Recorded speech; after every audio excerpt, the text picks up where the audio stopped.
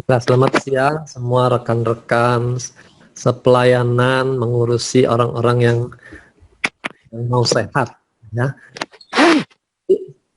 Yang ini saya bukan membahas topik khusus autoimun. Saya hanya mau sharingkan pengalaman saya pribadi berurusan dengan pasien autoimun yang kedua-duanya merupakan anggota keluarga saya sendiri. Ya. Nah, jadi ini yang terjadi tahun 2019 ini sebelum COVID ya. Istri saya tuh mengeluhkan pandangan matanya itu seperti tidak fokus gitu. Jadi ya seperti pusing dia. Awalnya mengeluh seperti pusing. Tapi makin lama makin kelihatan kalau dia melirik ke satu sisi, gambarnya jadi ada dua gitu ya. Waduh. We're starting now. Halo? Yes. Bisa kedengaran? Sudah. Oke. Jadi pandangan jadi dua itu yang dikenal sebagai diplopia. Nah, waktu saya bekerja di Departemen Neurologi dulu, kita ada ketemu beberapa kasus serupa. Jadi saya langsung menyadari, waduh ini kena matanya lumpuh, ini otot matanya lumpuh. Itu nanti saya akan ceritakan detailnya. Nah, ini satu lagi baru kejadian tahun ini, putri saya gitu. Mula-mula dia mengeluhkan jantungnya kok berdebar gitu. Lalu saya langsung ingat orang muda jantung berdebar yang paling sering itu karena gondok gitu. Nah, baru saya perhatikan lebih detail lehernya, ternyata memang sudah ada pembesaran. Ini repotnya kalau kita setiap hari ketemu tidak kelihatan itu kalau membesarnya sedikit demi sedikit. Nah, beda kalau pasien datang kita nggak pernah ketemu tuh lebih tajam gitu melihat ada kelainan ya. Nah, ini saya mau sharingkan pengalaman dengan dua kasus ini. Ini gambar ilustrasi ya. Tadinya saya mau tampilkan foto aslinya istri saya, tapi dia tidak mau jadi terkenal katanya. Jadi saya ilustrasi aja. Kasus ini lebih berat dari yang dialami istri saya, tapi ada kesamaannya, yaitu kelopak matanya yang sebelah tuh lebih turun. Ya. Kita tahunya lebih turun karena telah matanya ini jadi tidak sama besar gitu ya. Nah, itu petanda kelopak mata yang atas ini mengalami kelemahan. Jadi dia tidak bisa menahan kelopak mata terus-menerus, dia makin turun gitu. Kemudian di sini kalau kita perhatikan matanya juga jadi jereng gitu ya, tidak bisa simetris lagi gitu. Nah, pada istri saya tuh jerengnya tuh waktu dia melihat yang ini, nah, melihat ke kanan bawah gitu ya. Nah, kelihatan kalau dia jadi jereng maka gambarnya jadi dua, melihat ganda istilahnya atau diplopia. Gitu ya. Ini kondisi yang dialami istri saya. Secara medisnya kita mengenal ini sebagai miastenia okular. Ya. Okular itu mata, jadi miastenianya ini mengenai hanya bagian mata. Sebenarnya ini merupakan bagian dari penyakit yang disebut miastenia grafis. Grafis itu artinya berat. Jadi kalau dia miastenia yang berat, itu otot pernafasannya sampai lumpuh juga. Coba bayangkan kalau kita otot pernafasan lumpuh tuh seperti apa jadinya. Ya. Mau tarik nafas pun tidak bisa. Itu orang sampai harus pakai respirator selama dia mengalami sakit itu. Gitu ya. Jadi walaupun ini hanya kena mata, ini penyakit yang menakutkan buat saya yang tahu gitu ya resiko penyakit ini. Kalau istri saya ya hanya mengeluhkan pusing dan lihat double nggak enak gitu. Tapi kalau kita tahu lebih jauh, kita yang lebih ketakutan. Waduh, ini kalau sampai jadi grafis bagaimana gitu ya. Nah, jadi ini merupakan penyakit autoimun. Ya, yang diserang ini reseptornya. Jadi kita persarafan itu terdiri dari dua unsur. Unsur kimianya ya, di sini kimianya nih asetilkolin. Lalu asetilkolin ini akan menyeberang, diterima oleh reseptor namanya. Lalu di otot dia akan menjadi sinyal listrik sehingga ototnya bisa berkontraksi, bisa bergerak. Ya, itu mekanisme saraf otot. Jadi ini koneksi saraf dan otot. Nah, pada autoimun itu reseptornya diserang sehingga jumlahnya berkurang. Walaupun asetilkolinnya produksinya normal, tapi kalau reseptornya berkurang, maka tenaga juga ikut berkurang. Ya, ini yang terjadi pada kasus miastenia. Kalau miastenia okuler berarti reseptor di kelopak matanya yang diserang. Nah, karena ini penyakit yang beresiko berat, saya langsung periksakan. Kebetulan kami sudah siapkan asuransi yang bisa digunakan di Singapura juga gitu. Jadi saya periksakan ke sana. Pemeriksaan di situ sangat-sangat teliti ya kalau saya bandingkan, karena sebelumnya saya sudah langsung bawa juga ke dokter mata di sini gitu. Jawabannya sangat sangat jauh dari pemikiran yang saya sudah duga gitu ya. Karena dokternya hanya bilang, oh ini matanya kelelahan, matanya kering, dan dikasih obat tetes mata. Coba, waduh, saya melihat kondisi itu sudah langsung tidak komunikasi lagi dah kalau caranya begini. Jadi saya langsung bawa ke Singapura.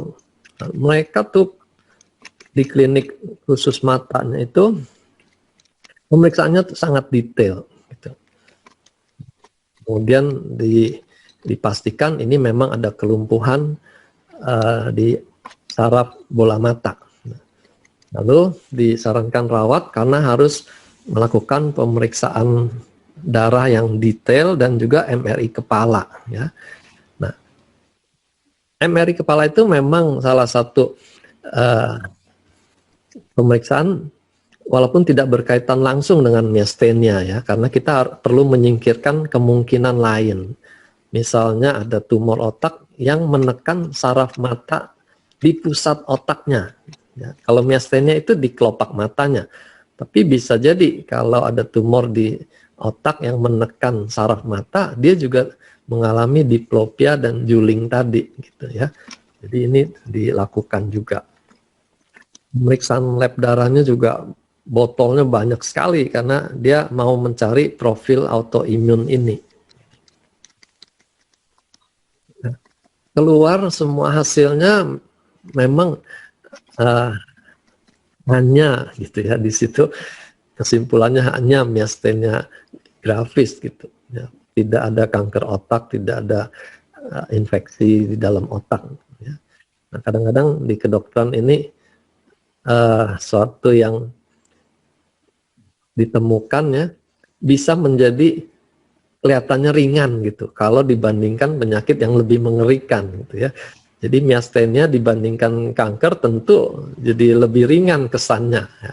Makanya dikatakan ini hanya miastenia gitu. Jadi masih perlu lagi pemeriksaan lanjutan, melakukan MRI di dada ya, karena mau melihat apakah kelenjar timusnya membesar.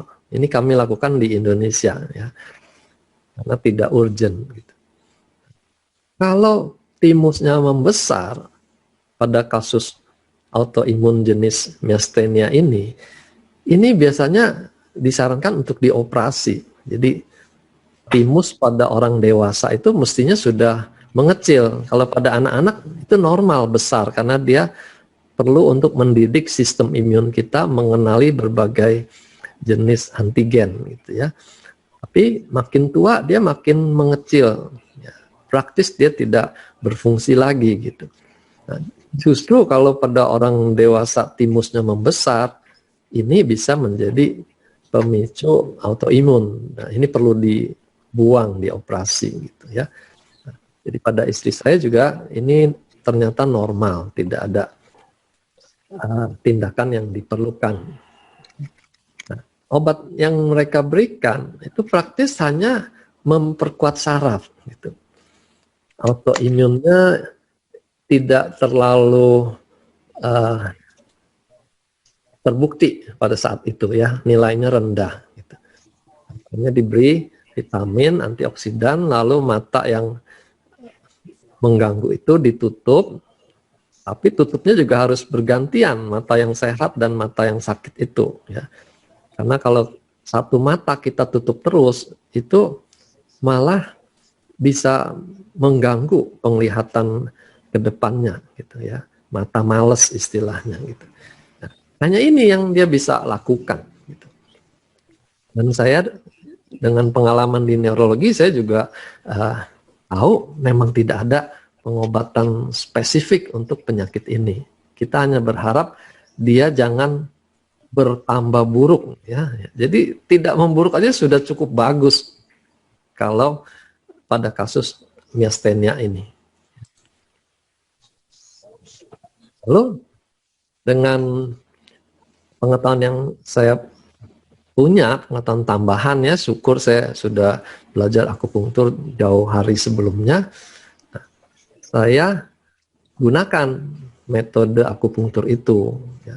Dan syukur sekali lagi karena adanya patch ini, saya bisa terapkan pada istri saya yang nggak mau pakai jarum gitu, apalagi kalau harus setiap hari ditusuk jarum di daerah muka gitu ya, ini jadi sangat menolong gitu.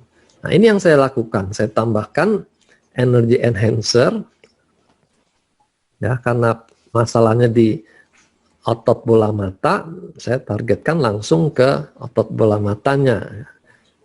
Bagaimana caranya? Nanti kita pakai masker mata ya. Lalu saya juga tahu secara anatomis tuh kelopak mata atas diurus oleh saraf di atas alis mata. Ya, itu saraf namanya supraorbital. Nah, dan lokasinya itu persis di titik akupunktur GB14. Gitu, ya. Jadi memang banyak titik-titik akupunktur itu berhubungan dengan sistem saraf. Ini salah satunya. Lalu saya tambahkan X39 supaya bisa terjadi regenerasi ya. Karena pada miastenia tadi saya sudah katakan dia tidak memburuk saja sudah cukup bagus buat dunia kedokteran gitu, ya. Jadi saya berikan energi, glutathione carnosin dan X39. Nah ini masker saya tempelkan di atasnya. Jadi waktu tidur dia bisa bekerja.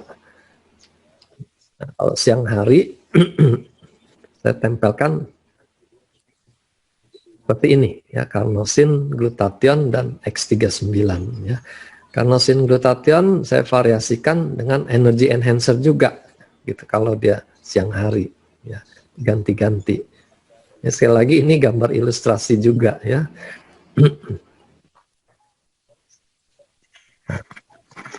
Hasilnya hari ke-12 itu berarti minggu kedua ya.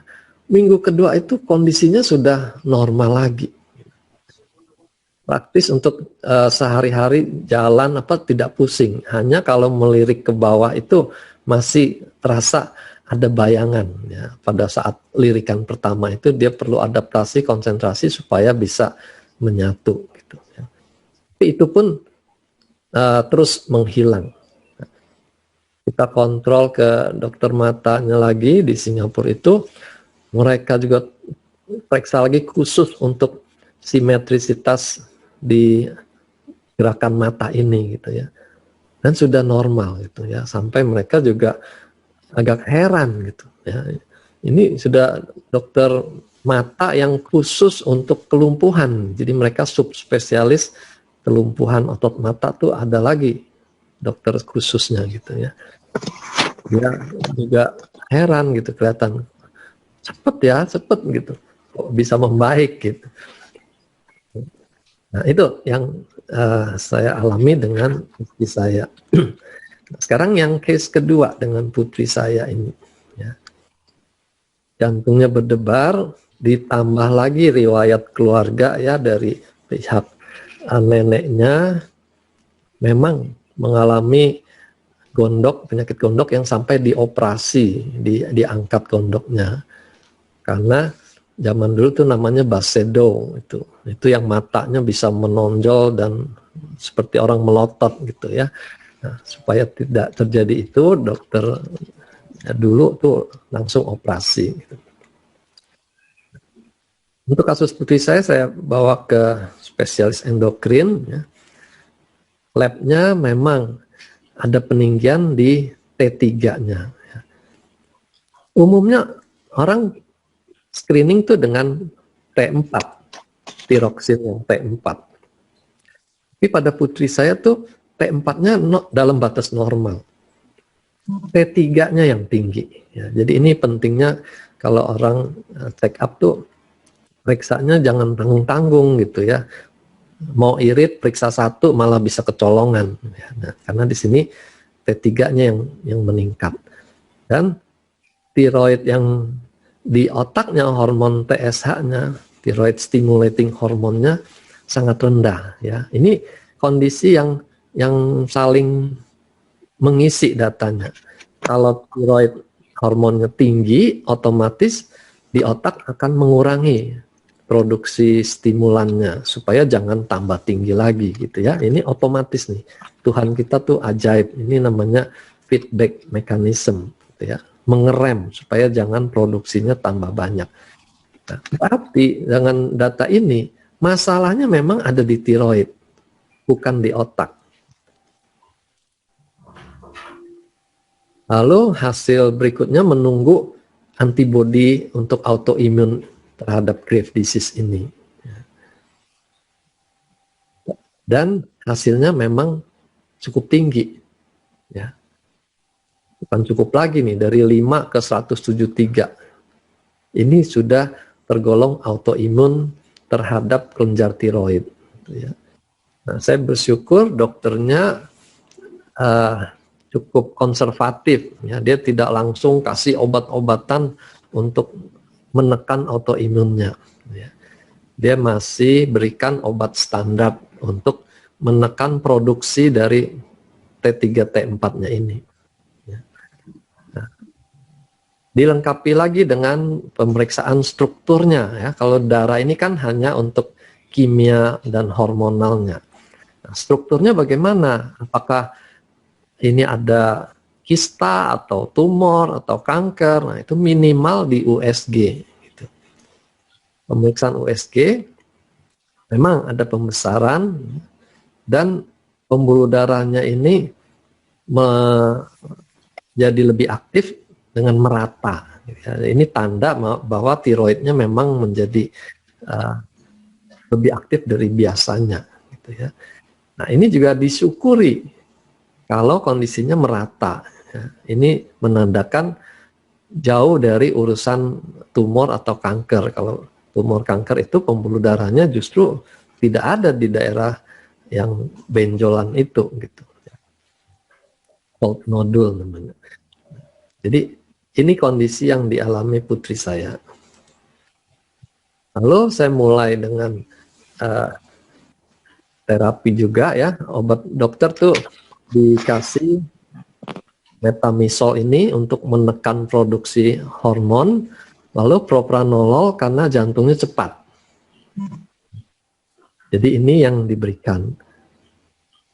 Kita jangan bilang obat itu racun ya, karena Kalau obat racun nanti dokter semua gelarnya jadi tukang racun gitu ya.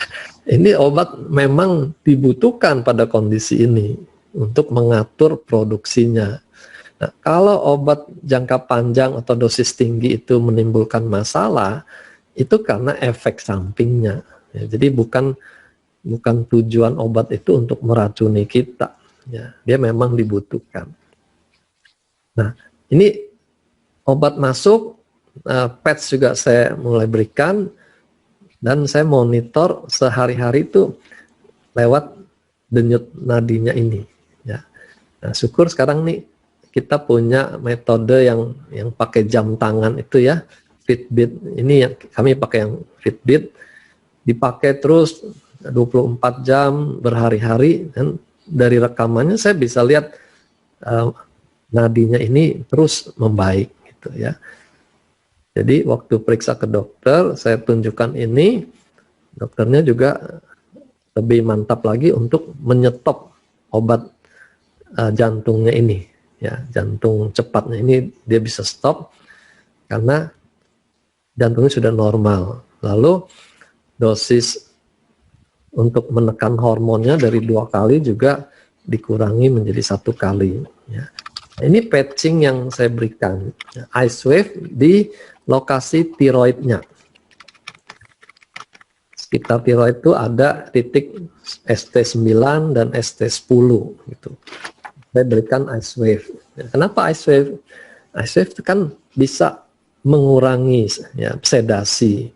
Jadi tadi kan gambaran USG itu hipervaskuler, berarti dia kelenjar tiroidnya tuh terlalu aktif gitu.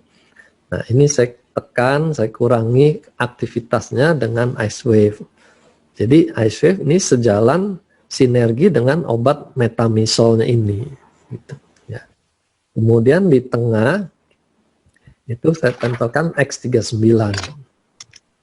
Kan tadi sudah dikatakan X39 itu bisa mengurangi peradangan juga, bisa regenerasi sel-sel yang rusak. Ya. Lalu saya tambahkan di akupunktur ada yang namanya titik Nauhui itu. TE13 itu di lengan atas. Ya. Nah, tiroid ini kalau dalam TCM itu kan tidak ada organnya, gitu. Tapi secara nalar saya cari-cari apa sih yang dimaksud dengan organ triple energizer ini, ya, Sanjiao atau TE triple energizer ini.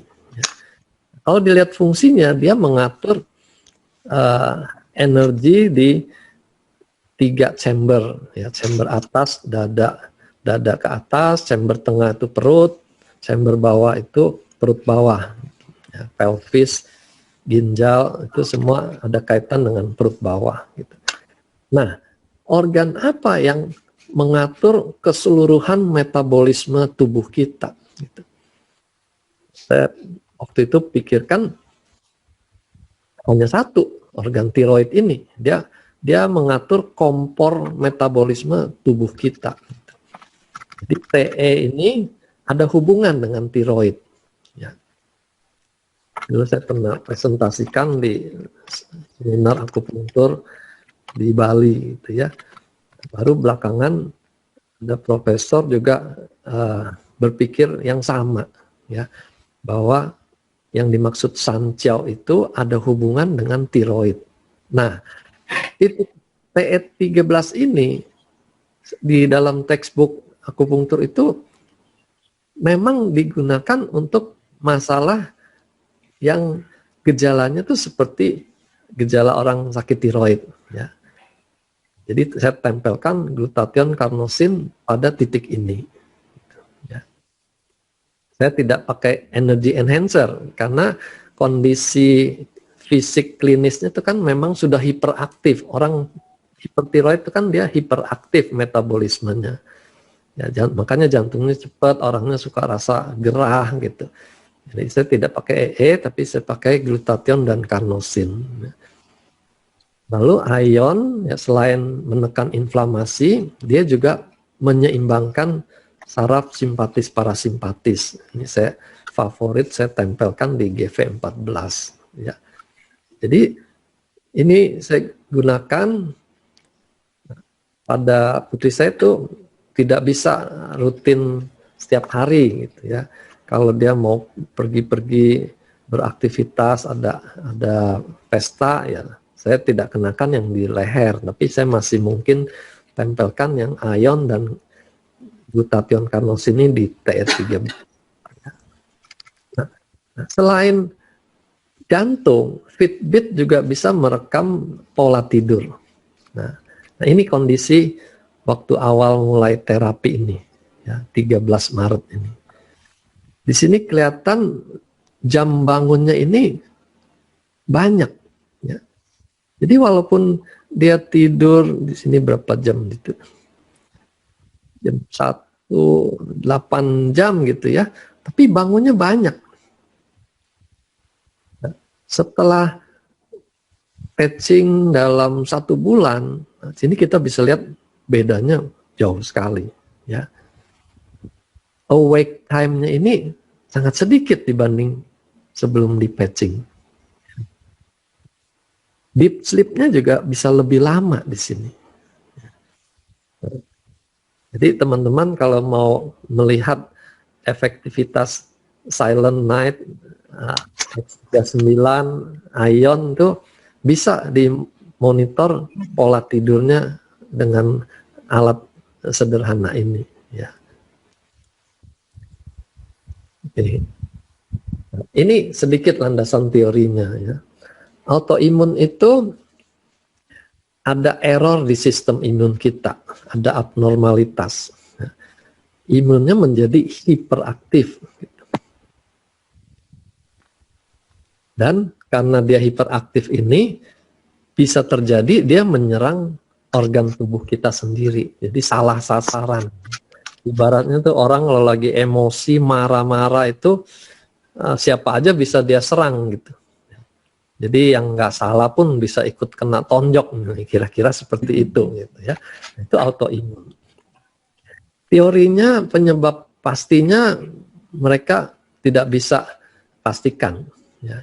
Sehingga disebut tuh multifaktor. Ada beberapa faktor yang kebetulan terjadi bersama-sama sehingga trigger munculnya autoimun itu.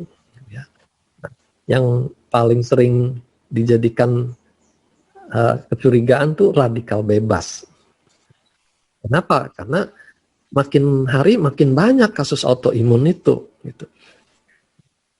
Dicari-cari apa sih yang menyebabkan tubuh kita tambah error gitu ya. Nah, yang paling dekat adalah radikal bebas. Karena polusi udara, polusi air, polusi makanan, karena kita menambahkan macam-macam bahan kimia di dalam makanan kita gitu ya. Belum lagi di rumah. Kita dulu suka berpikir polusi itu adanya di jalan raya karena knalpot, gitu ya. Tapi para pakar kesehatan mendapatkan di rumah pun banyak polusinya. Kenapa? Karena orang semprot racun serangga di dalam rumah, pakai yang bakar pun ya, obat nyamuk bakar pun itu semua bahan kimia, gitu ya. Termasuk camper pewangi ditaruh di dalam lemari, gitu. Itu semua bahan kimia yang merupakan radikal bebas gitu ya. Jadi makin banyak radikal bebas, makin besar kemungkinan tubuh kita tuh ikut dirusak ya. Nah, di sini sistem imunnya kalau kena dia menjadi autoimun. Kemudian teori kedua yang juga cukup kuat dicurigai adalah kerusakan di dinding usus kita gitu ya. Karena makanan juga, makanannya tidak sehat, orang makin jarang makan sayur dan buah, lebih banyak makan makanan olahan gitu, usus mengalami peradangan dan lama-lama dindingnya jadi seperti bocor. Ya. Nah, dinding yang bocor ini men-trigger reaksi alergi. Makanya ada orang yang dulu makan kepiting nggak apa-apa, kok sekarang makan kepiting jadi alergi gitu. Nah, itu karena dinding ususnya mulai bocor gitu ya. Kebocoran ini bikin alergi, alergi yang terus-menerus bikin sistem imun jadi hiperaktif gitu ya. Nah, kesamaan semua penyakit autoimun itu dia ada peradangan. Ya. Kalau klinis peradangan yang akut tuh kelihatan dia panas, nyeri, bengkak. Ya. Tapi kita bisa mengalami peradangan yang kronis gitu, tidak separah ini, tapi terjadi terus-menerus sampai berbulan-bulan, bertahun-tahun. Ya. Nah, ini hanya bisa dikenali waktu periksa CRP tadi, ya, C-reactive protein itu kok tinggi di darah itu. Nah, tadi Pak Sony sudah singgung, ion bisa menekan CRP itu, berarti dia bisa menekan reaksi peradangan. Ya. Jadi pada orang-orang yang dengan autoimun kita perlu berikan PETS yang membantu menekan peradangan ini. Ya. Nah, lalu sistem tubuh kita karena dia menyerang organ-organ terjadi kerusakan, ya, kerusakan jaringan. Nah, jaringan apa tergantung ya autoimunnya ke arah mana. Kasus keluarga saya kan ke saraf bola mata, ya, otot bola mata sama ke gondoknya. Ya, ada autoimun ke kulit, ke ginjal, ya. Ada yang ke otak, ke sendi-sendi, ya, macam-macam. Ya. Jadi jaringannya bisa beda-beda, tapi penyakit dasarnya sama, gitu. Ya.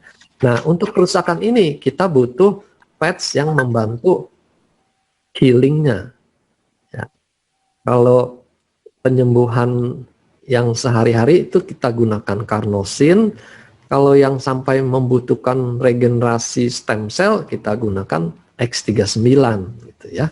Jadi kalau itu dua dikombinasi, itu saling sinergi, dia saling mendukung. Nah, kalau jaringannya sudah makin rusak, organnya mulai menurun fungsinya. Ya. Kalau dia kena ginjal, ya dia menurun sampai terjadi gagal ginjal. Gitu. Nah, hati-hati nih kalau sampai ginjal ya, kita nggak bisa hanya periksa ureum kreatinin. Itu salah besar kalau kita anggap, oh ureum kreatinin saya masih normal kok. Ya, jangan salah. Karena ginjal tuh tinggal 30% pun ureum kreatinin bisa masih normal. Gitu ya. Kalau dia sampai turun di bawah 30%, baru ureum kreatinin tuh mulai naik. Jadi kalau periksa lab menunggu ureum kreatininnya di atas normal, itu fungsinya sudah nurunnya banyak, gitu ya. Nah, jadi di situ kita penting untuk memotong jalur autoimun sebelum terjadi kerusakan organ yang parah. Ya. Nah, ini alasan PETS itu saya pilih. Ya. Di ion punya keunggulan anti-inflamasi ini. Lalu tadi kita juga singgung dia bisa mengurangi ketegangan stres. Autoimun dengan stres itu juga kaitannya dekat. Dan timbal balik lagi. Stres bisa bikin autoimun, orang yang autoimun tambah stres gitu. Sehingga dia seperti lingkaran setan, makin lama makin parah. Makanya ada orang yang autoimun tuh obatnya sampai 4-5 macam gitu untuk mengatasi masalah autoimunnya. Jadi ion ini penting untuk mengurangi stres dan balance dari sistem saraf. Nah, yang anak saya tadi jantungnya cepat itu contoh sistem sarafnya tidak balance. Simpatisnya lebih dominan dari parasimpatis. Jadi saya berikan ion untuk membalance ini lagi. Nah, glutation itu anti radikal bebas. Jadi jenis autoimun apapun kita perlu memotong jalur radikal bebasnya ini. Sambil perhatikan betul dari lingkungannya apa yang bikin radikal bebas itu masuk gitu. Ya. Mungkin makanannya, mungkin minumannya. Ya. Kalau dia minumannya soft drink misalnya, nah itu kan juga mengandung radikal bebas. Itu harus di stop. Jadi yang masuk di stop, yang di dalam kita netralisir dengan glutathione. Jadi selalu penting pendekatan holistik. Jangan hanya andalkan tempel glutathione beres, tapi soft drink minum terus gitu sampai berliter-liter. Itu membohongi diri sendiri namanya. Lalu carnosin dengan X39 ini. Ini dua-duanya berperanan untuk pemulihan jaringan. Carnosin terutama tuh untuk sistem otot ya.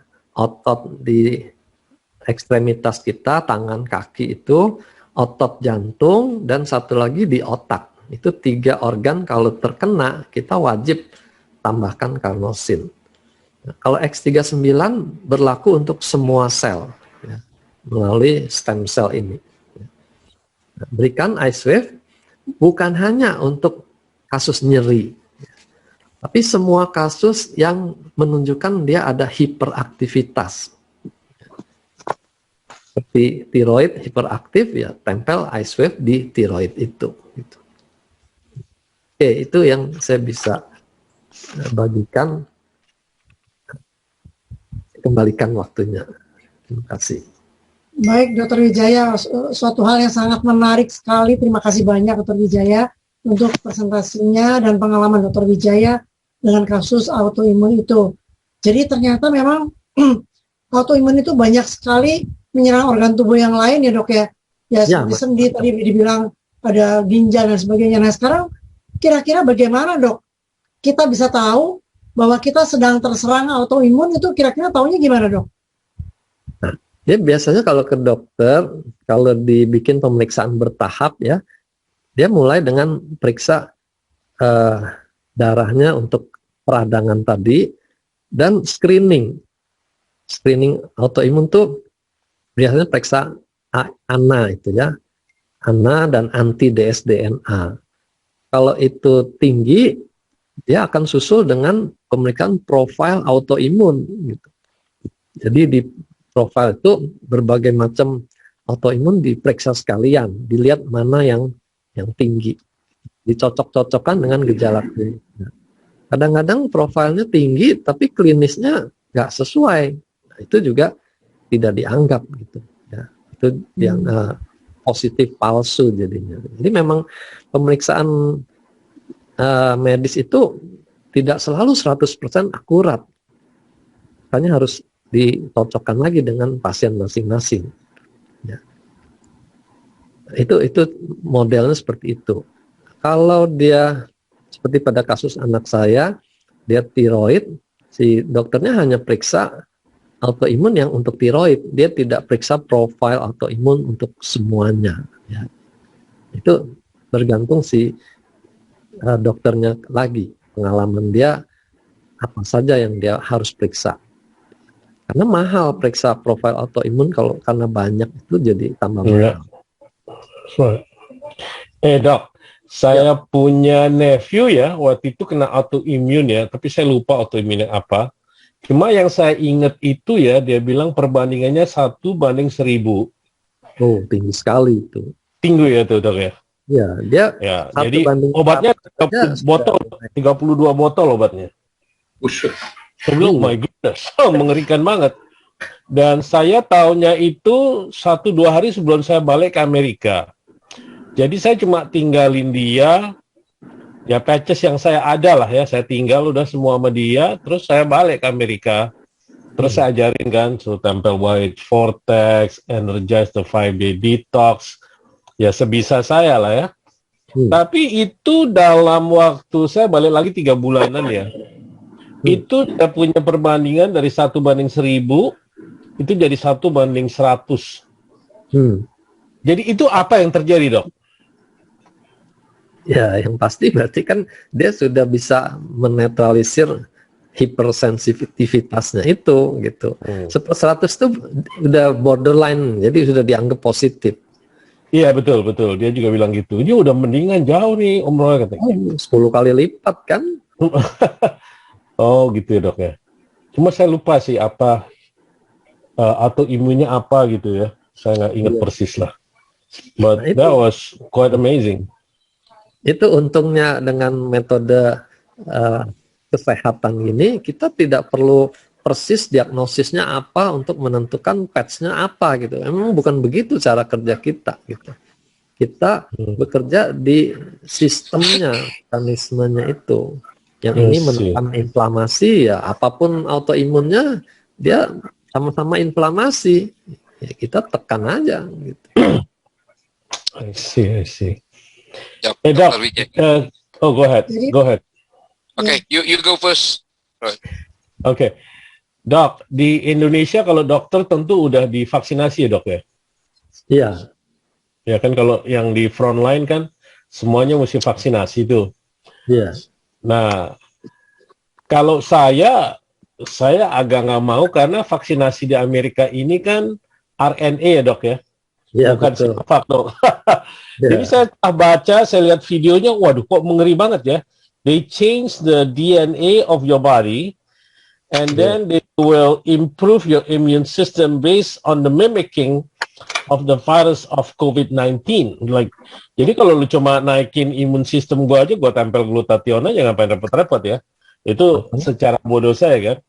Makanya Pak David langsung bereaksi kan. Iya, betul. Saya kaget juga kok David sampai berani untuk ngomong tentang itu gitu. Kalau di Indonesia ngomong tentang itu kan bisa dianggap menggagalkan upaya subversif. I know. Iya, Pak David ngomong. Jadi ya, saya ini teman-teman saya pada nanya, lu udah divaksin belum? Enggak, gua nggak divaksin. Nah, saya mau nanya dokter nih. Mami saya kan udah mau 89. Beliau sehat luar biasa, cerdas luar biasa. Kalau menurut dokter mending divaksin nggak, Dok? Ya, balik lagi vaksin apa? Mami di mana? Mami sama saya. Kalau ya di Amerika ya resikonya itu orang Amerika jadi lab percobaan semua ini. Ya benar sih. Itu yang kita takutkan. Jadi, tapi anak-anak saya ya, anak zaman sekarang ini saya lihat lebih ke arah, karena sekolahnya di sekolah Amerika ya. Jadi mereka itu the way they think is a little bit more free thinker and toward democratic idea of socialism. Jadi mereka disuntik, Pak. Disuntik tuh semua. Waduh. Jadi saya juga nggak bisa bilang apalah. Ya namanya anak-anak ya. Zaman sekarang punya berpikir sendiri. Iya. Jadi kalau dokter di tempat saya mau disuntik nggak, Dok? Nggak mau saya dengan Oke. Mau. Ngeri, Dok ya. With changing of DNA, that is very scary. No, Maya, lu denger tuh, Maya? Gua udah suntik loh. Udah suntik. Oh, lu udah suntik ya? Oh ya, lu frontline. Duluan gua bulan Januari udah suntik duluan. Ya, dia frontliner dia, Dok. Dia di bagian RN, dia bagian urusan orang. Iya, mesti kena suntik dia. Virus load-nya tinggi, mau nggak mau dia harus cegah. Iya. Iya, udah kalau gitu I feel better. Ya, Dr. Wijaya. Ini pengalaman yang cukup banyak ya, baik dari Dr. Wijaya, kemudian Pak Roy, juga ada pengalaman dengan orang yang menemukan orang yang kena autoimun. Dan yang pasti kita beruntung karena kita mengenal Pets Life Wave yang banyak fungsinya, yang bisa membantu kita untuk mencegah hal-hal yang tidak diinginkan berkaitan dengan autoimun seperti itu, sehingga bisa dicegah dengan misalnya ion untuk peradangan dan lain-lain sebagainya. Baik, sementara saya menunggu barangkali Bapak Ibu ada yang bertanya, ini saya bacakan ada pertanyaan dari Pak Iwan. Mungkin yang saya bacakan yang berkaitan dengan autoimun dulu ya. Kalau kasus pituitary gland membesar dan mengakibatkan kelelahan saraf optik, tapi bukan tumor, caranya bagaimana? Barangkali Dr. Wijaya bisa bantu menjawabnya. Pak Iwan, dokternya bilang bukan tumor itu alasannya apa? Karena suatu yang membesar yang tidak lazim, kalau otot membesar itu kan bisa karena dia latihan olahraga. Tapi kalau kelenjar pituitary membesar itu kita semua sudah pikirkan ini tumor pituitary gitu. Nah, maksudnya bukan tumor tuh apa gitu ya. Pak Iwan ada di sini nih, Pak Iwan. Pak Iwan barangkali bisa menjelaskan, Pak Iwan. Ya, Pak. Sudah ke Rumah Sakit Siloam Karawaci, sudah di MRI dan tes hormon, Pak. Bisa, namanya dokter, ya membesar tapi tidak fungsional, jadi tidak membuat hormonnya produksi lebih banyak. Tapi tetap saja itu membesar. Nah, jadi pada pituitary tumor itu problemnya memang dua. Yang satu problem hormonnya berlebihan, yang satu lagi problem penekanan ke saraf kiasma optik itu, saraf optik. Jadi ini hanya istilahnya aja dibikin beda gitu, mengakibatkan kelelahan saraf optik gitu. Tapi mekanismenya bagaimana bikin kelelahan gitu? Orang pemakaian sehari-hari juga segitu-gitu juga. Nah, yang ada itu tumornya menekan saraf optiknya, hingga gambaran pandangan bola matanya bagian tengah itu, bagian medial itu terganggu. Kita gini, dokter. Kita kan di Surabaya, sudah MRI di Surabaya kan disuspek tumor pituitary, tapi kami juga konsultasi dengan dokter Jakarta, dokter Julius Juli, sama melalui Zoom di dokter Singapura. Itu dari hasil MRI-nya itu dia membesar karena umurnya memang 16 tahun. Bertas puberti ya. Nah, tapi dari foto itu bukan tumor gitu. Cuman karena puberti kan, jadi otaknya kayak aktif gitu. Jadi itu kesimpulannya dari dokter di Jakarta sama Singapura nih bukan tumor sih. Gitu. Jadi sekarang masalahnya apa? Kalau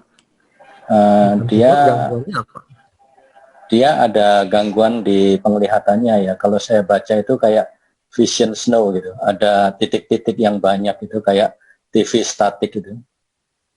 Ya. Sama ada sedikit rasa nyeri di kulit kepalanya. Ya, kalau nyeri sih bukan bagian dari ini ya. Tapi penglihatan itu kalau dia di sisi medial, jadi belahan yang sisi dalam, itu khas untuk gangguan saraf optik karena tekanan akibat pembesaran di pituitary. Itu khas ya. Mau dipakai istilah bukan tumor atau kelelahan itu nggak tahu saya alasannya apa ya. Jadi sekarang target kita adalah bisa nggak kita mengurangi tekanan itu gitu. Kalau secara PET kita berharap dia membesar karena ada unsur inflamasi, karena orang meradang itu semua juga jadi bengkak gitu ya. Kita kenakan PET yang tujuannya ke inflamasi ya, ion itu penting. Lalu karena terkait sistem saraf, karnosin juga perlu. Lalu antioksidannya glutathione sama regenerasinya X39 gitu. Ya dipantau sebagai brain protocol aja karena kan problemnya memang di dalam otak. X39, karnosin, glutathione, ion. Nah sekarang dokternya lakukan tindakan apa untuk kasus ini? Dikasih obat amitriptyline, nepatik sama sumadesin untuk 6 bulan. Untuk menekan nyerinya dong. Ya sama, ya betul. Ini minum 3 bulan sudah berkurang setengah. Saya mau bantu dengan PET. Kami sudah lakukan dengan protokol 1. Ini bukan di eye, ini masalahnya di otaknya, di chiasma optikumnya. Itu sarafnya kena tekan dari pituitary yang membesar. Jadi soalnya saya pikirkan saraf optik kan, jadi saya kasih eye protocol. Ya, kalau eye protocol dia kan di bola matanya. Kita fokus ke otaknya. Percabangan saraf optik yang ada di otak persis di bawah pituitary itu.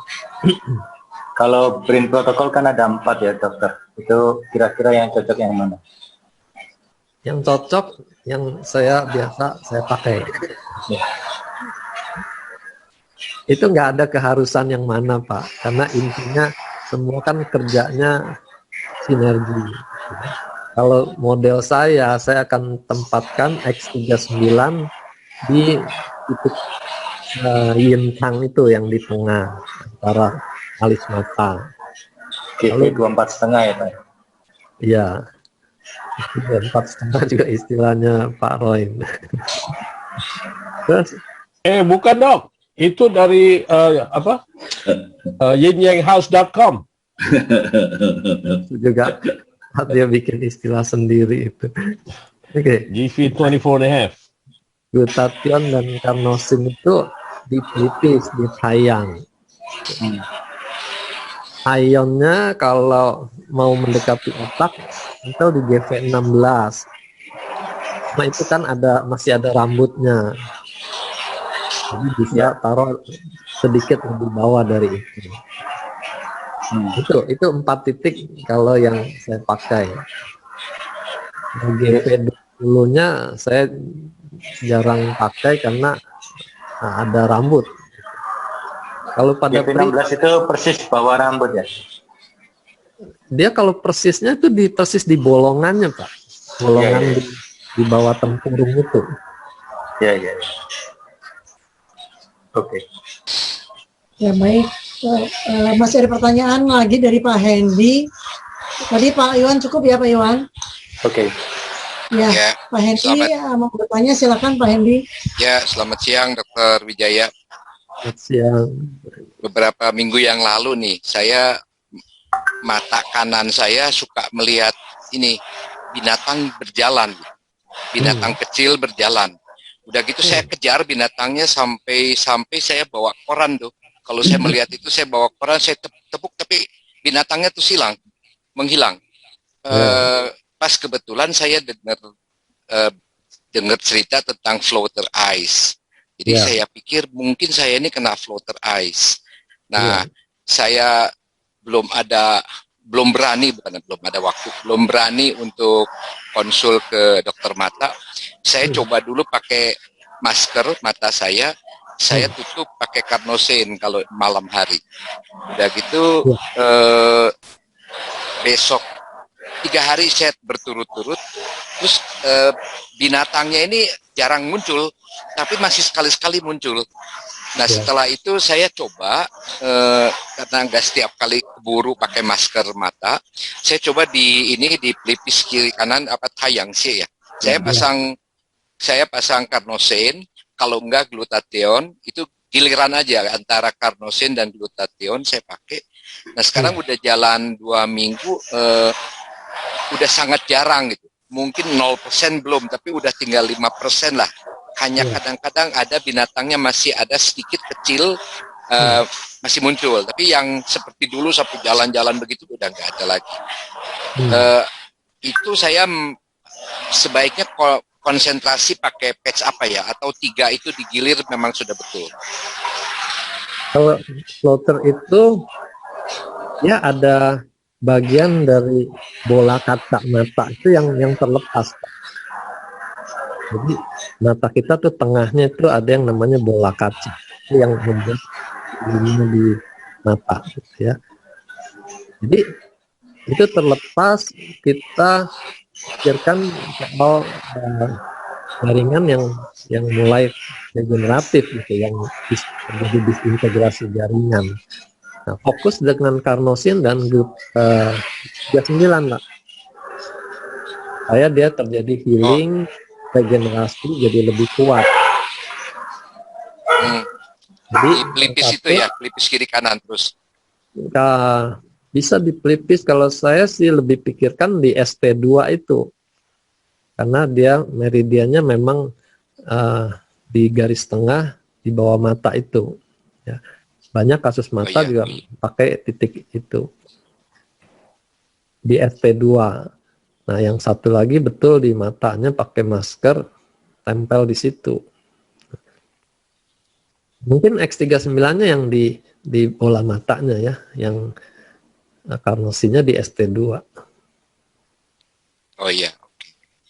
Ini kejadiannya di mata sebelah kanan, kalau saya pasang dua-duanya nggak apa-apa ya, dok? Atau sebaiknya jangan dua-duanya? Kalau dua-duanya, yang satu lagi kasih glutathione aja biar lebih lengkap. Karena X39 nggak perlu dua, cukup satu. Oh iya, ya. Oke dok, terima kasih. Ya, sama-sama. Cukup terjawab ya Pak Hendy. Ya, terima kasih.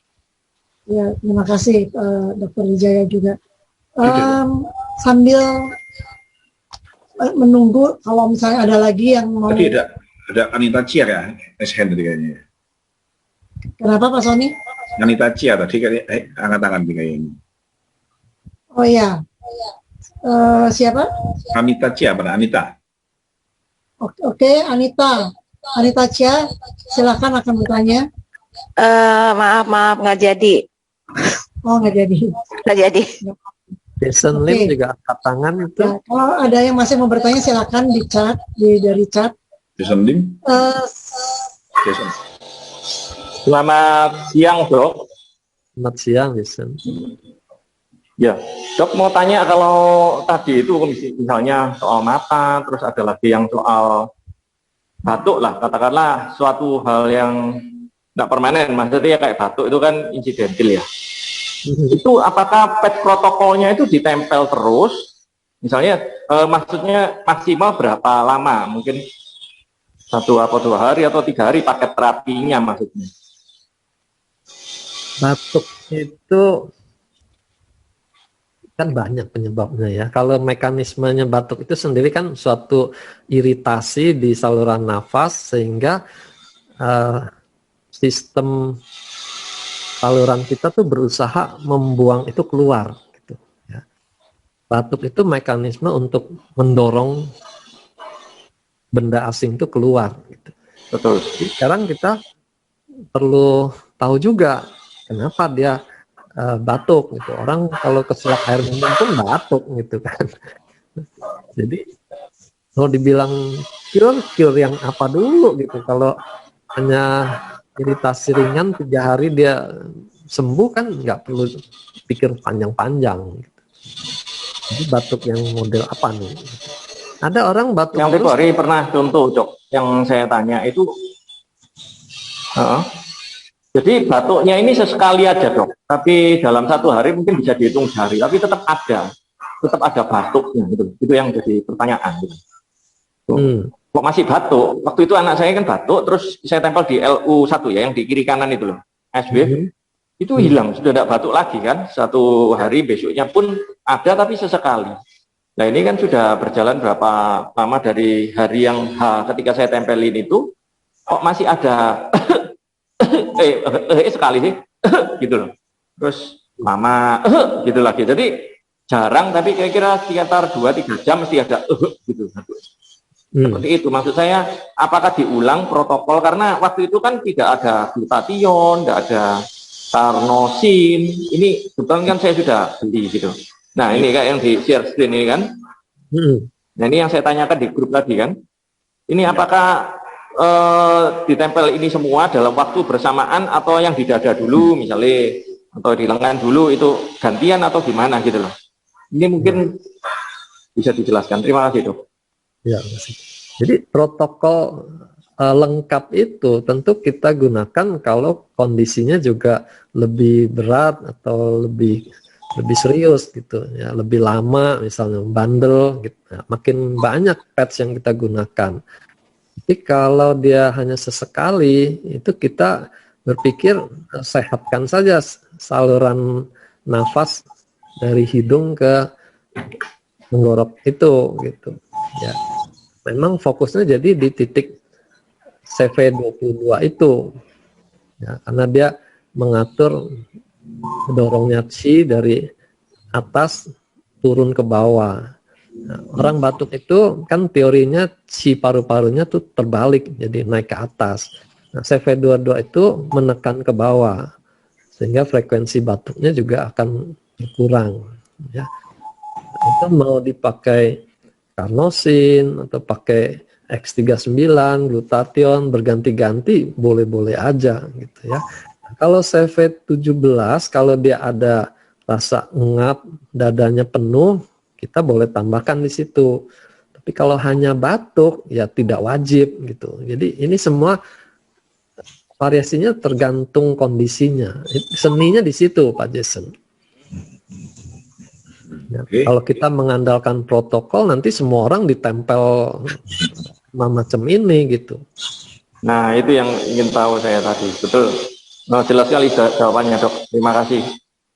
Iya. Ya. Dan untuk mukosa saluran nafas itu ya kalau dia kering itu juga orang lebih gampang batuk.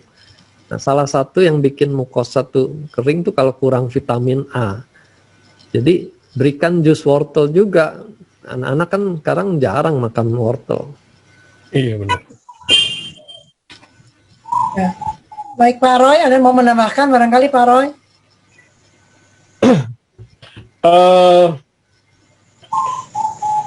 Kalau dia batuknya cuma keselak-selak aja ya itu mah bukannya penyakit batuk ya. Mungkin pas lagi makan kedong-dong kah, atau pas makan kerupuk kah.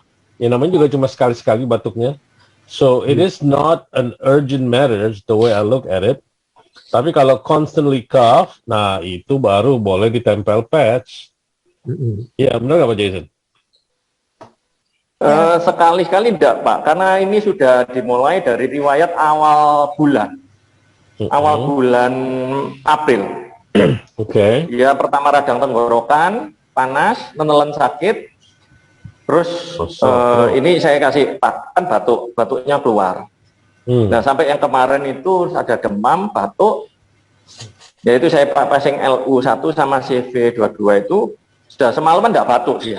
Nah itu sih, jadi ini ada riwayatnya sudah batuk memang, bukan keselak. Oh sudah batuk. Enggak, tadi kan Bapak bilang udah berapa lama gitu, tapi sekarang kok kadang-kadang masih keselak gitu loh. Nah ini bukan keselak, batuk sesekali kayak sesuatu gatal itu. Iya, saya juga suka batuk sih Pak kalau lagi ngomong cepet-cepet. Keserimpet ya Pak. Batuknya karena keserimpet itu. Baik. Loh, saya sering dibatuk loh. Dia tidur sama saya, anak saya. Mulai dulu dibatuk, tapi saya ini tidak pernah ketularan batuk. Oh ya, that's good. Ya mungkin daya tahan tubuh tiap orang kan beda ya. Betul. Padahal dia batuk ke mulut saya juga sering, Pak saya. Jadi gitu. Oh. Saya 10 tahun belum tentu sekali batuk saya. Saya dulu, orang kan kelebihan. Saya dulu karena ayah saya perokok ya. Jadi as a second hand smoking victim, saya kalau udah batuk itu bisa berbulan-bulan Pak. Bisa setengah tahun saya batuk. Nanti kalau udah mulai musim panas saya mulai membaik. Tapi sejak pakai patch hilang semua itu. Dulu ya namanya om saya itu kan medical doctor. Istri saya juga kan. Tapi dikasih segala macam obat batuk nggak sembuh-sembuh saya. Dikasih macam dah. 30 macam juga ada, dari obat Cina, dari obat Arab, ada juga saya coba itu. Nggak bisa sembuh. Tapi dikasih patch sudah nggak batuk lagi. Itu saya nggak ngerti itu gimana. Tapi hasilnya begitulah. Jadi nggak batuk lagi saya. Paling ya kesel itu. Saya punya pengalaman lain lagi. Saya punya pengalaman lain lagi itu untuk batuk. Oh, gimana Pak Sony? Anak saya, karena dulu kita suka minum obat batuk OBH Pak ya, obat batuk hitam. Oh iya, I remember that. Nah sekali waktu saya dikasih arak gosok Cina sama Oma, tempatnya di botolnya OBH. Nah, anak saya batuk itu minum aja itu, gitu. Ya ambillah itu dari cium, karena kebiasaan ikutin saya, nggak pernah itu ditenggak aja, jadi nggak pernah pakai sendok kan. tenggak aja botolnya gitu. Wah, langsung Pak teriak, panas, mengganggu. Arak gosok itu diminum kan. Oh my goodness. Tapi itu dari kecil sampai sekarang itu umurnya sudah 30 tahunan. Itu jarang batuk. Gara-gara nenggak arak. Punya Lo Banteng, saya masih ingat. Itu guru saya itu Pak, Lo Banteng Pak. Sampai hari ini anak saya jarang batuk. Sampai hari ini. Itu arak yang paling mahal tuh di Jakarta tuh. Ya, itu waduh, itu untung araknya nggak menyebabkan yang lain-lain itu. Dokter Wijaya, saya mau tanya satu lagi Pak.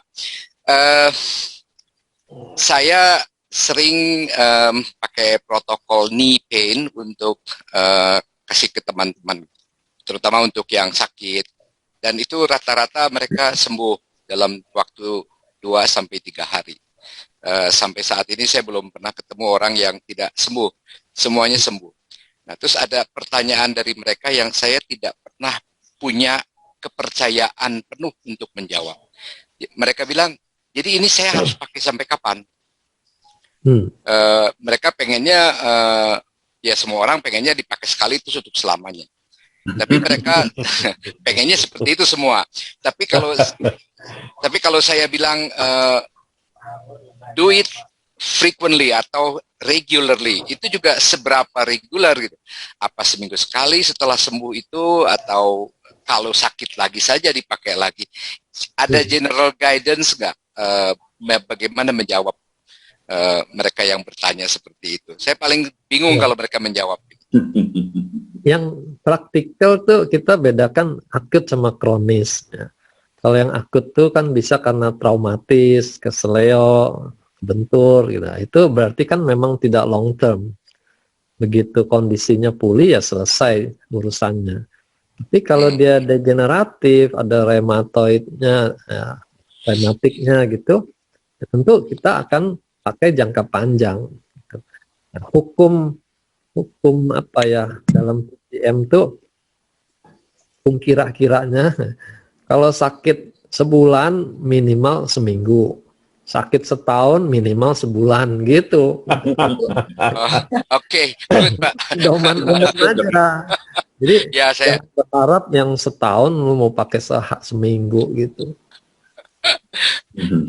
Practical guidance bagus itu. Iya, seperti itu. Diplomasi dong.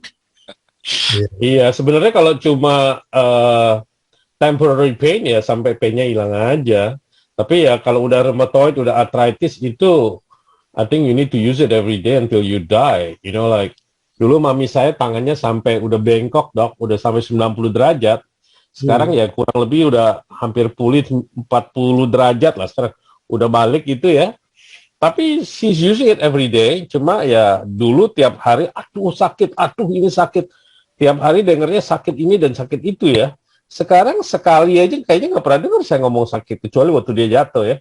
So, very, very beneficial if you use it every day lah. Jadi kalau mau long term use, mau have a long term effect, ya pakailah tiap hari. Kan mau awet muda juga.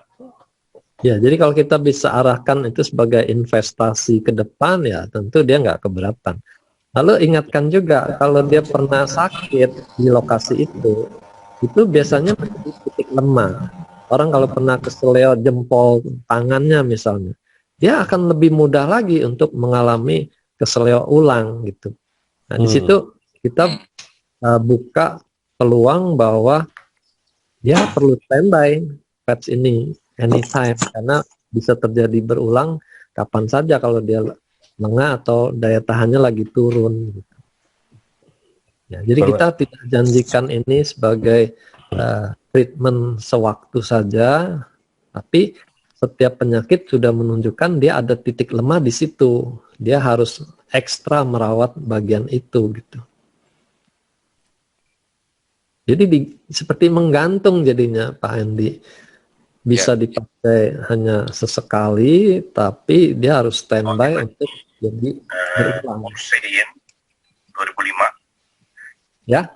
1.5. Ya, terima kasih dok. Oke. Posisinya bermulus. Lalu baik Pak Hendi, sudah terjawab Pak Hendi. Ya, jadi Terjawab mohon maaf bagus saja sekali, di Bu. tempat Ya. ya di tempat saya ada gangguan sedikit tadi. Baik, saya akan teruskan lagi. Tadi ada pertanyaan dari Pak Iwan mengenai jerawat. Pertanyaan, kalau di jerawat dipasang patch di titik mana, Pak Dr. Wijaya? Barangkali bisa bantu. Jerawat tuh dia nggak ada titik spesifik khusus ya. Jadi kalau urusan lokalnya kita bisa tempel ya deket-deket area situ saja. Nah, targetnya kan menekan inflamasinya itu pada jerawat. Tapi kita pikirkan juga secara sistemik kenapa dia berjerawat. Apa memang masa pubernya atau kondisi tubuhnya yang terlalu panas dan lembab sehingga dia mudah berjerawat gitu. Nah, kalau sudah berpikir ke situ, maka titiknya kan jadi melibatkan titik sistemik, ya limpanya itu perlu diperbaiki. Lalu karena jerawat itu menyangkut kulit kan di bawah paru-paru, paru-parunya juga diperkuat. Nah, di situ peranan 5 elemen balancing jadi diperlukan ya, selain lokalnya ditempel untuk menekan radangnya ya. X39 bisa ya. Yang paling multi purpose kan X39, taruh aja di dekat jerawatnya di titik akupunktur terdekat gitu, kerenan dikit karena itu melibatkan titik akupunktur. Mungkin tadi seperti yang dijelaskan Pak Sony juga ada luka di pipi gitu kan, ditaruh di dekat luka gitu ya. Jadi mungkin juga bisa diletakkan di tempat-tempat yang mendekati, karena jerawat itu kadang-kadang dia nggak cuma di situ, kalau muka udah penuh dia larinya ke punggung lah, kemana-mana gitu. Jadi ya seluruh kulit, seluruh tubuh bisa. Gitu. Jerawat genit itu, Bu. Baik, ini masih ada lagi tadi satu pertanyaan dari Bu Indri. Silakan Bu Indri, ada yang bertanyakan sambil barangkali yang lain bersiap-siap untuk bertanya juga, silakan. Nanti juga mungkin karena Pak Roy juga punya pengalaman yang sudah banyak sekali, Pak Roy juga nanti bisa sharing, atau mungkin juga Bapak Ibu yang lain yang mempunyai pengalaman khusus dengan patch ini bisa juga di-share gitu ya. Jadi kalau seperti tadi disampaikan oleh Dr. Wijaya dia komplain kalau dibilangin obat itu racun, karena nanti dokter masa jadi memberi racun. Sebenarnya bukan racun, tetapi biasanya kita tahu orang dikasih obat sering kali ada side effect-nya. Contoh, orang sakit mah atau orang sakit di bagian manapun lah, sakit sendi atau rematik, diberi obat rematik, mahnya yang sakit. Jadi kan seperti itu. Sehingga apabila kita bisa menggunakan patch, mungkin sakit mahnya itu bisa dihindari, karena nyerinya itu bisa ditangani dengan patch, sehingga bisa terhindarlah dari sakit mah. Kalau misalnya minum obat kan, oke, sakitnya sembuh misalnya sendinya, tapi mahnya yang sakit gitu. Baik, sambil menunggu yang lain, barangkali Ibu Indri tadi ada yang bertanyakan, silakan. Ibu Deborah ada di sini. Ibu Deborah, go ahead, ask your question. Silakan tanya, Bu Deborah. Ada nggak Ibu Deborah di sini? Seperti nggak lihat saya Ibu Deborah. Saya dapat barusan. Tunggu. Deborah. Deborah Ono ya? Nggak ada Deborah. Ada Ibu Deborah ya. Pakai nama lain, maybe? I have no clue. Ibu Deborah, if you just texted me, you can ask your question now. Okay. Indri. Hana. Oh iya, silakan. Indri, silakan. Halo Bu Indri, silakan Bu. Mana Ibu Indri? Indri tadi sambil nyetir soalnya. Oh gitu. Namanya udah nggak ada Bu Indri juga tuh? Ada nih, Indri masih ada. Saya hubungin dia deh. Ya, sambil menunggu barangkali ada yang saya tanya ya Bu ya. Oh, Bu Syani, ya, silakan. Habis ini ya, tadi udah dipanggil. Ya Bu Syani dulu deh, Bu Syani dulu. Ya Bu Syani, silakan. Selamat sore, Pak Roy. Di sana jam berapa tuh ya? Kalau kita di sini sore ya semua Bapak Ibu. Jam 2 pagi Bu, masih pagi baru jam. Lumayan kalau Sabtu, jadi itu ya sekalian. Jumat ya di sana ya? Di sini tadi mulai jam 12 malam Jumat, tapi sekarang udah masuk Sabtu pagi. Ya oke. Nah, saya kan join dari awal Maret ya, yang suami karena ada diabetes dan ada neuropati sudah mengalami perbaikan neuropatinya. Mungkin bukan neuropatinya yang terasa perbaikan, kakinya tidak kaku lagi. Jari-jari kaki tidak kaku lagi, terasa lebih lemes dan sebagainya, tetapi ketebalan neuropatinya masih belum berkurang. Dan satu lagi, tapi suami setiap hari saya patch terus ya, kebetulan dia juga nggak ada masalah dengan lemnya. Nah, satu lagi, suami setiap hari, setiap pagi itu pasti bersin batuk gitu loh. Terus yang parah banget kalau bangun tidur. Nah, itu mula-mula saya pakai banyak, tapi sekarang terakhir dirasa, kan glutathione pasti di JV, yang di bawah, apa nih ya, angkanya saya belum bisa hafal. Ya, CV6 itu ya. Itu kan terus pakai. Dia di glutathione satu lagi taruh di bridge-nya hidung itu udah paling cocok. Dia sekarang pagi ada sekali doang bangkis dan ada pilek sedikit dan ada batuk sedikit. Tetapi semua obat-obatan yang biasanya dia makan, dia tuh puluhan tahun dia selalu makan antihistamin, makan obat batuk, apa ya namanya saya lupa. Itu pokoknya setiap hari pasti makan karena sekarang sudah sejak awal Maret udah tidak pernah lagi sama sekali. Puji Tuhan. Ya, itu dia berasa benar-benar membantu sekali sama pinggangnya kalau habis golf terasa dipakai patch, kalau golf nggak ada rasa pegel, rasa capek. Iya, sama. Saya juga pakai patch bulan main. Iya, nah itu. Tapi saya punya masalah. Saya itu kulit saya sangat sensitif. Saya paksa, saya ada masalah dengan steroid, bukan steroid, yang bekas operasi itu, apa ya namanya? Keloid saya parah, saya pasang mengempes gitu loh, lemes, tapi saya kulitnya gatel, saya nggak bisa pasang lagi jadinya. Itu. Nah, yang saya lebih masalah lagi, saya bulan yang lalu saya kena ada virusnya itu, tapi dokter tidak jelas juga virus apa. Setelah virusnya saya udah nggak ada masalah yang lain, tapi kena ada artritisnya. Orang-orang sih, saya males kan ke dokter kondisi pandemi begini. Ada beberapa teman yang bilang ini biasanya kemungkinan cikungunya, artritis yang pasca cikungunya katanya. Betul kan nih dokter Wijaya, nih saya juga asal aja nih ngomongnya kali. Nah, saya mau tanya, apa yang harus saya lakukan dengan patch ya? Kalau di kaki saya masih nggak begitu gatel, kalau di dalam badan saya, parah sekali deh. Gatelnya sampai kulit jadi kering dan semuanya gitu.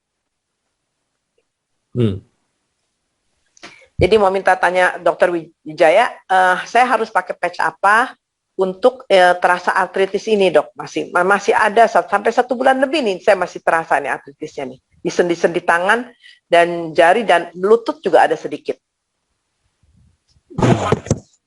Ya, kalau nyeri tentu ice wave ya. Ini kan masalahnya jadi 2 nih. Satu nggak tahan dengan patch-nya, yang satu lemnya. Iya, itu. Kalau untuk yang nggak tahan, paling kita kali itu tempelnya hanya 6 jam, lalu pindahkan lokasinya. Oh gitu, Dok. Supaya kulit masih bisa bertahan. Lalu perbaiki juga kondisi kulitnya itu, apa dia terlalu kering atau nutrisi kulitnya kurang baik. Jadi sayur, buah sama kacang Mau diperbaiki. Maaf Dok, nggak jelas. kondisi kulitnya itu sendiri perlu diperbaiki. Iya dok. Sayur, buah, dan kacang kedelai itu ya, susu kacang kedelai itu bisa membantu kondisi kulit. Terus terkait dengan suami yang bersinnya di pagi hari, jangan lupa kemungkinan tuh alergi dengan udara kamar. Di kamar tuh jangan ada tersimpan kertas, buku, majalah, itu nggak boleh ada di kamar. Lalu karpet juga kan, semua yang menyimpan debu itu biasanya di situ. Nah itu jangan ada di kamar, karena kita praktis 8 jam ada di satu ruangan yang sama. Jadi semua yang itu kesedot semua di paru-paru. Biasanya cirinya pagi harinya itu yang dia parah gitu ya. Kalau perlu pasang filter udara supaya semuanya kesedot ke situ, bukan ke paru-paru kita gitu. Iya dok. Saya sudah pasang sih filter udara. Tapi tetap masih, dia juga udah kebiasaan, jadi merasa ini sekarang udah puluhan tahun masih tetap terasa aja kayak nggak enak gitu. Nah sekarang setelah pakai patch hilang sendiri tuh dok. Iya, ya dua-dua perlu, karena kalau hanya patch udaranya tetap masih kotor, debu, kan dia nyimpennya di paru-paru, walaupun nggak bersin, debunya nyimpen di paru, ngapain? Iya dok. Nah terus untuk saya yang artritis yang terasa sejak kena virus ini dok, protokol untuk lutut itu bisa digunakan. Jadi sendinya tuh dikelilingi, kelilingi anti-inflamasi tadi ya, ion, glutathione, X39 sama carnosin bisa mengelilingi sendi yang sakit itu. Saya lebih terasa nggak nyaman bukan di dengkul nih dok, di telapak kaki, di jari-jari telapak kaki. Kalau jalan itu berasa kayak semutan kayak gitu-gitu dok. Dan jari tangan juga masih agak kaku gitu. Kalau kaki itu kan kita punya 2 titik besar tuh, LR3 dan KI1. Iya. Katakan aja di 2 titik itu. Dok. Patch-nya apa dok? Itu lebih kemana? Kesemutan atau ke nyeri? Lebih ke kesemutan, nggak nyeri. Kesemutan pakai X39, kita kan berharap saraf-sarafnya ada regenerasi. Dan satu lagi karena saraf juga pakai carnosin. Ya. Jadi kalau dia dua-dua kaki sebelahnya kasih yang lain lagi supaya semua saling melengkapi. Dok. Titiknya sama, cuma patch-nya bervariasi. Iya dok. Jadi kalau untuk gatalnya saya jangan pakai 24 jam, 6 jam aja ganti pindah ya dok, gitu dok. Iya. Dan ada satu titik alergi itu SP10. Itu bisa dicoba juga. Itu 6 jam di kiri, 6 jam di kanan kan juga sudah lumayan. Dok, terima kasih dok. Satu lagi Bu, kalau gatel ya banyak reaksinya dan alergi itu Ibu Syani bisa tempel di bajunya atau di pakaian dalamnya. Jadi nggak usah di kulit Bu. Tapi kan kalau kita perempuan dok, Pak Roy, saya udah coba ya. Kan kita punya baju kan tergerak-gerak, suka gerak-gerak juga. Jadi pas dilihat dia udah pindah rasanya gitu. It's okay, it's better daripada gatel Bu. Dadah. Ya, Pak Roy. Makasih. Sama-sama. Sudah terjawab ya Bu Syani. Jadi memang pemakaian patch ini sangat unik gitu. Sangat unik dan juga banyak variasinya. Tapi semuanya itu bisa saling melengkapi. Nah, tinggal kita bagaimana kita menempatkan di titik yang tepat, gitu aja. Baik, satu lagi mungkin pertanyaan dari Bu Indi tadi yang belum disampaikan. Bu Indi masih mau bertanya? Ibu Eni itu mesti di mic. There you go. Indri, sore Ciir, iya Pak Dr. Wijaya, Pak Roy. Sorry tadi koneksinya jelek. Mau nanya, minggu lalu tuh kaki saya tuh kiri kanan bengkak. Dipencet itu berbekas lama gitu kan. Terus agak berat. Nah, sebelumnya tuh saya sempat cek darah, D-dimer saya tuh 652 gitu. Apakah ada hubungannya gitu? Terus kalau misalnya patch bisa nggak untuk mengatasi D-dimer itu? Nah, tangan saya kiri kanan juga suka gremeng-gremeng gitu. Kenapa diam-diam bisa periksa D-dimer, Bindri? Waktu awal tahun Februari saya cek darah semuanya. Nggak tahu tuh kenapa bisa ngecek D-dimer. Saya juga Februari emang agak tinggi juga. Cuman saya kemarin tuh kebetulan ngecek SGOT, SGPT, sekalian ngecek juga D-dimernya naik sih, naik berapa poin gitu. Nggak ada apa-apa sih, nggak tahu kenapa bisa cek D-dimer waktu Februari itu sama dokternya disuruh ngecek D-dimer. Oh, ada varises, takutnya varises, kaki saya suka sakit dok. Saya ngecek ke dokter, coba ibu cek D-dimernya katanya. Emang agak tinggi tapi nggak apa-apa kok katanya gitu, 640 berapa gitu waktu Februari itu. Nah kemarin saya cek lagi D-dimernya, malah Dok. naik 952. Dok, D-dimer itu apa dok? D-dimer tuh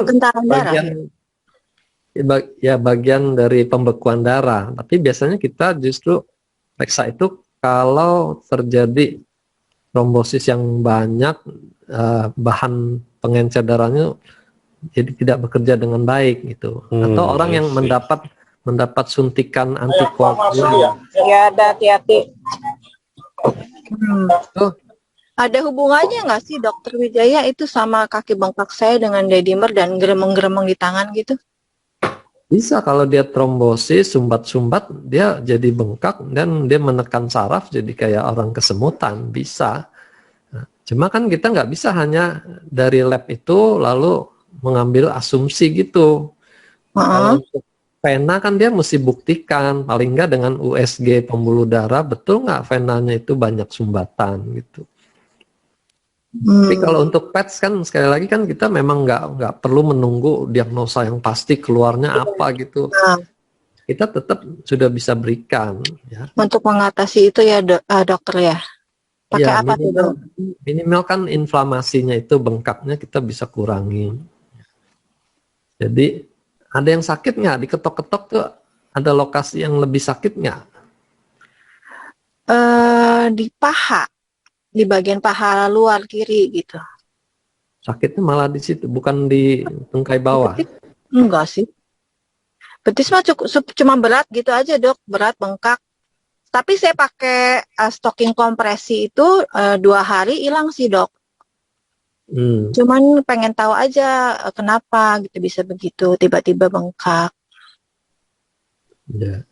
Kalau tiba-tiba itu biasanya memang bagian dari sumbatan ya, karena mestinya dia lancar, tiba-tiba nggak lancar kan dia otomatis jadi bengkak gitu. Ginjal bagus. Ginjal kreatinin waktu itu saya cek bagus sih dok. Itu tadi yang saya bilang, jangan tunggu kreatininnya naik. Jadi gimana dok? Lihat nilai itu, estimated GFR, EGFR. EGFR. Itu menunjukkan kapasitas ginjalnya dan itu yang dimonitor dari waktu ke waktu. Jangan ini cek darah dok, EFG. Darah. Ya. Sementara terus kalau patch gimana dok? Sementara pakai patch? Patch untuk tungkai itu kita bisa andalkan ST36 sama SP6 dan KI3. ST36? Nah, SP6 dan KI3. KI3. Pakai patchnya apa dok? Pakai libatkan energy enhancer. Karena kan kita mau dorong energi supaya dia lebih bergerak gitu. Jadi ST36 energy enhancer. SP6-nya dikasih glutathione carnosin. Nah, itu dulu. KI3 kalau masih masih perlu tambahan ya, karnosin dan glutathione itu bisa lebih dari 1. Kalau energinya yang kita tambah, Ibu mesti perhitungkan malamnya bisa tidur atau enggak gitu. Ini 12 jam masing-masing ya, Dok? 12 jam bisa, kalau mau dibikin 24 jam, kalau kulitnya tahan ya bisa juga. Oke. Sampai gremeng-gremengnya hilang gitu ya, Dok? Ya, kalau bengkak itu di TCM tuh fokus kita di ginjal dan limpa. Nah, ginjalnya tadi di KI3, limpanya di SP6 itu. Oh, oke. Selama berapa hari kira-kira pakainya, Dok? Lihat dalam seminggu itu dia responnya bagaimana. Paling nggak seminggu lah, Bu. Oke. Iya. Ini ya, Dok. Cukup ya, Dok? Dilihat dulu cukup nggak. Kalau nggak cukup baru tambah lagi di titik lain. Iya. Makasih ya, Dok. Ya, sama-sama. Ya, baik. Terima kasih. Ini sudah tidak terasa. Kita sudah mau 4:30. Tapi ya, mungkin kita sebentar lagi kita akan akhiri untuk yang tanya jawab ini, untuk kita akan lari ke bisnis. Tapi sebelum itu saya ada sedikit testimoni juga yang lalu. Saya juga berterima kasih kepada Dr. Wijaya. Saya ada teman yang kena stroke in evolution. Jadi waktu itu Dr. Wijaya berikan ion di GV14, X39 di GV16, kemudian juga karnosin di pelipis, glutathione di intang, kemudian energi. Itu dia ternyata semingguan lah, kira-kira orangnya malah jadi bisa jalan, udah bisa jalan. Nah, kebetulan tapi dia kena Bell's palsy. Bell's palsy, Dr. Wijaya juga sudah sampaikan, suruh diberi di ST2, diberikan X39 di GB14 ya, Dok ya. Sama di ST2 itu EE yang putih dan yang coklat di LI4. Dan itu sudah ada perbaikan juga, Dr. Wijaya. Cuma memang karena hanya diberi 2 macam aja, hanya X39 dan energi, karena waktu itu memang saya minta yang seminimal mungkin diberikan, itu agak lambat perkembangannya, barangkali perlu ditambah yang lain enggak, Dr. Wijaya? Jadi sementara itu di ST2 dipindah ke ST4, dipindah ke ST6 yang energi, kemudian kalau yang X39 di ini ya, TW di belakang telinga, TW14, DW17 ya.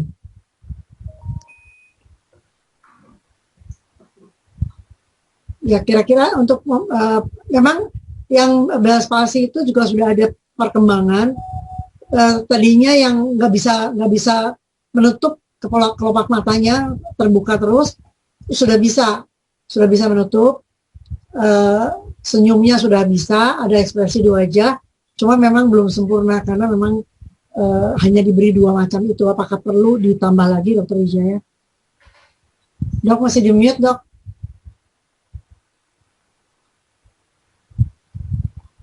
Untuk Bell's palsy itu memang intinya kita butuh X39 dan energy enhancer karena kita mau mendorong energinya dan regenerasi ya.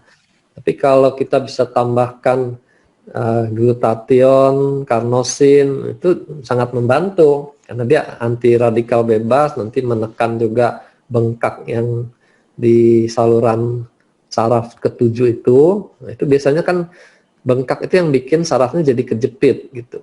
Ya, kita kurangi bengkaknya dengan menekan peradangannya, dia lebih cepat lagi gitu. Dulunya di mana, Dok? Dan karnosin? Itu di ST itu kan sudah ada optionnya ST2, ST4, ST6. Ya. Jadi salah satu aja ditempelkan. Kan energinya hanya menggunakan salah satu dari itu. LI4-nya ini yang lumpuh kanan atau kiri? Kanan. Kanan. LI4-nya itu yang putih energinya. Oh, yang putih? Yang coklat. Kan white. LI4 kiri yang Jadi LDL kan? Tangan kanannya itu LI4 kanan itu yang putih. Yang kanan yang ditaruh di mukanya. Karena kanan tuh mendekati garis tengah atau di sisi kirinya. Bisa diulang dok, yang energi yang di LI4 kanan yang putih. Itu yang putih ya. Di ST-nya ST2? Nah, itu yang kanan. Iya, ST2 kanan memang. Itu yang coklat maksudnya, sorry. Oh, ST2 yang coklat, yang kanan. Ya. Nah, sisanya ST4, ST6 tuh bisa pakai glutathione carnosin. Oh, oke. Oh, berarti di sebelah kanan semua ya, Dok? ST2-nya juga sebelah kanan. Lumpuhnya sebelah kanan ya kita kerjain sebelah kanan dong. Enggak, kemarin saya kasihnya yang ST2-nya yang putih. Yang coklatnya di mana? Di LI4 kiri. Itu balik. Karena sisi kanan kan mesti yang putih. Iya, yang kanan yang putih betul. Saya taruhnya ST2 putih. Nah, itu Pak. Di kanan. Terus yang Dok? putihnya gimana? Enggak, yang putih itu di ST2 yang putih itu saya taruh energi di yang putih. Dia lumpuhnya sebelah kanan. Salah ya? Lalu yang coklatnya di mana? Di LI4 kiri. 4 kiri. Oh ya, kalau kiri bisa. Ketika tadi di ya. Enggak, LI4 kiri. Ya, bisa gitu. LI4 kiri coklat, ST2 putih. Ya, pokoknya yang putih harus di sisi kanan dari yang coklat. Oke. Baik, Bapak Ibu terima kasih banyak. Ini mau tanya boleh Dok? Oh. Oke, satu lagi ya, Bu Joyce. Dok, menurut saya kok sensitif banget ya Dok ya, kalau makan enak aja, terus buang-buang air gimana Dok? Nggak boleh makan enak. Gitu. Pasti ngajak saya Bu Joyce. Iya, nggak boleh makan enak gimana Dok? Kalau habis makan enak terus ke belakang. Mesti ngajak saya Bu. Ya itu limpa lambungnya aja diperkuat. Pasang apa Dok? Di mana? Limpa lambung kan unsur tanah ya, di ST36 dan SP6. Yang SP6-nya kiri itu pakai energi yang coklat. ST36 di kanan pakai energi yang putih. Oke. Itu aja Dok. Ya, minimal itu. Kalau mau dilengkapi ya di perut tuh dikasih X39 sama glutathione. Ya, udah saya bisa kasih. Oke. Ya, udah itu aja. Ya. Ibu Joy, selamat makan enak lagi. Kalau Ibu tanya itu aja, saya tambahin lagi. Enggak, saya udah banyak kasih X39 di GW14, di CV6 glutathione, terus yang lain juga. Oke. Ya. Baik, terima kasih banyak Dr. Wijaya hari ini.